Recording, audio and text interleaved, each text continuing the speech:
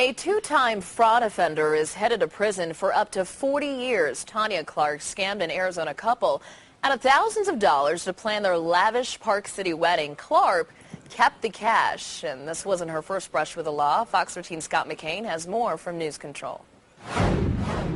Clark was in a similar spot a little over 4 years ago. She'd scammed family and friends out of tens of thousands of dollars by falsely claiming she had cancer. Now, back then, she begged the court for forgiveness and avoided going to prison, but not this time. Tanya Clark will spend this Christmas and probably many more wearing prison stripes. Obviously, this woman has a history of fraudulent activities. That was the same conclusion reached earlier this week by a judge who sentenced Clark to hard time on multiple felonies. Communication fraud, credit card fraud, possession of a stolen credit card number.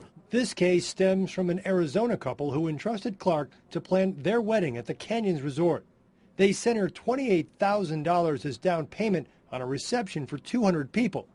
But when the couple arrived in town days before their big day, they realized they'd been scammed by Clark. The suspect then took a stolen credit card from another couple here in Park City and actually reserved the rooms at the Canyon Ski Resort to the tune of $21,000.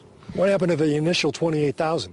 That's unknown at this time. Police and prosecutors had heard it all before. I probably do belong in jail, but I really don't want to go. That was Tanya Clark back in 2006, pleading for mercy before being sentenced in another scam.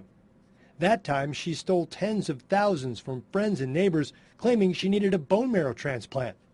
A tearful Clark eventually admitted she never had cancer. I'm haunted by the people that I've hurt. Truly haunted. Reporter Sally Madison broke the cancer scam story while writing a piece about Tanya's battle with cancer for the South Valley Journal newspaper. It just makes me sad for her family, her sons especially. I really feel for her boys. Madison now lives in Phoenix, but says she's kept tabs on Tanya through the internet and isn't surprised by what's happened.